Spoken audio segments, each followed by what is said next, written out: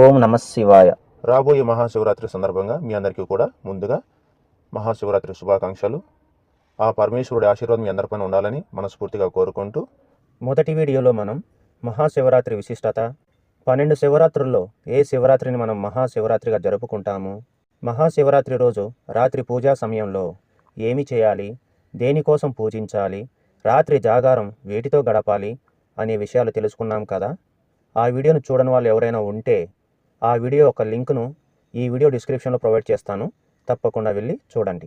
ఈ వీడియోలో మనం మహాశివరాత్రిని మన దేశంతో పాటుగా జరుపుకునే ఇతర దేశాల గురించి, అలాగే మహాశివరాత్రి రోజు ఆదియోగి ఆది గురువుల ప్రాముఖ్యత ఏమిటి, మహాశివరాత్రి రోజు శ్రీహరిని పూజిస్తే దోషాలు ఏమైనా వస్తాయా, పూజించవచ్చా పూజించకూడదా, మరియు మహాశివరాత్రి రోజు శివతత్వం తెలుసుకుంటే లక్ష్మీ కటాక్షం కలుగుతుందా కలగదా అనే విషయాలను తెలుసుకుందాం. వీడియోలోకి వెళ్లే ముందు మీరు మొదటిసారిగా మా ఛానల్ చూస్తున్నట్లయితే ఈ వీడియోని లైక్ చేయండి. అలాగే ఈ వీడియో పైన మీ యొక్క అభిప్రాయాన్ని కామెంట్ బాక్స్లో తెలపండి. మా ఛానల్ని సబ్స్క్రైబ్ చేసి మమ్మల్ని సపోర్ట్ చేయండి. మా ఫర్దర్ వీడియోస్ యొక్క నోటిఫికేషన్ పొందడం కోసం బెల్ ఐకాన్ మీద క్లిక్ చేయండి.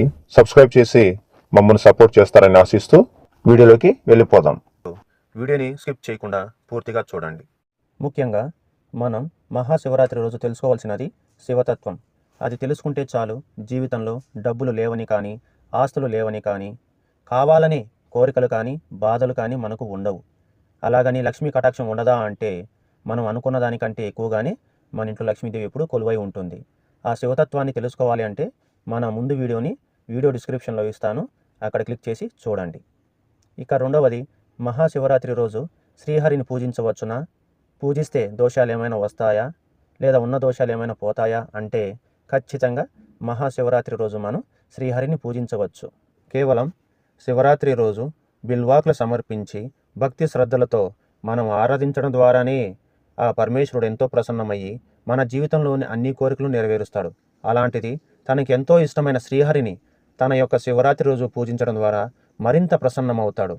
పైగా ఇరువురు ఒక్కరే అనే సత్యాన్ని మనం గ్రహించినట్లు అర్థం వస్తుంది. దాని ద్వారా ఆ పరమేశ్వరుడు మనకు మన జీవితంలో ఎదురయ్యే కష్ట సుఖాలను సమానంగా స్వీకరించే స్థిరత్వాన్ని ప్రసాదిస్తాడు. కనుక మహాశివరాత్రి రోజు శ్రీహరిని పూజించడం ద్వారా ఎటువంటి దోషము రాదు, ఎటువంటి అవాంతరాలు ఎదురు కావు. శ్రీహరి ఎక్కడ ఉంటే శ్రీ మహాలక్ష్మి కూడా అక్కడే ఉంటుంది. అందుచేత శివరాత్రి పూజలో శ్రీహరిని కూడా మనం స్మరించడం వల్ల మనకు అదనంగా లక్ష్మీదేవి కటాక్షం కూడా మనకు వస్తుంది. దాని ద్వారా మన ఇంట్లో లక్ష్మీదేవి ఎప్పుడు కూడా కొలువై ఉంటుంది. అందువల్ల మనం మహాశివరాత్రి పూజ చేసేటప్పుడు ప్రత్యేకంగా శ్రీహరి యొక్క నామజపం కూడా చేసుకోవచ్చు, వారిని కూడా ఆరాధించవచ్చు, లక్ష్మీదేవిని కూడా ఆరాధించవచ్చు. దానివల్ల ఎటువంటి ఇబ్బందులు లేదు. మనకు తెలియాల్సిందల్లా మహాశివరాత్రి రోజు భక్తి శ్రద్ధలతో స్వార్థపూరితమైన, ద్వేషపూరితమైన, ఈర్ష్యభరితమైన కోరికలు కాకుండా ధర్మబద్ధమైన కోరికలతో మనము ఆ పరమాత్మ ఒక్కడే అనే సత్యంతో మనం ఆ శివరాత్రి యొక్క జాగారాన్ని పూర్తి చేయాలి. ఇవి మహాశివరాత్రికి చెందిన క్లుప్తంగా కొన్ని విషయాలు. నెక్స్ట్ వీడియోలో మనం మహాశివరాత్రి జరుపుకునే దేశాల గురించి తెలుసుకుందాం. ఇది మహాశివరాత్రి యొక్క తత్వం, గొప్పతనం. నెక్స్ట్ వీడియోలో మన దేశంతో పాటుగా మహాశివరాత్రిని జరుపుకునే మిగతా దేశాల గురించి, మరిన్ని విషయాల గురించి తెలుసుకుందాం. ఈ వీడియో చూశారు కదా. ఈ వీడియో నచ్చినట్లయితే ఖచ్చితంగా లైక్ చేయండి. అలాగే మీ స్నేహితులకు ఉపయోగపడుతుంది అంటే షేర్ చేయండి. అలాగే మీ అభిప్రాయాన్ని కామెంట్ రూపంలో తెలియచేయండి. మా ఛానల్ సబ్స్క్రైబ్ చేసి మమ్మల్ని సపోర్ట్ చేయండి. మా ఫర్దర్ వీడియోస్ కోసం బెల్ ఐకాన్ మీద క్లిక్ చేయండి.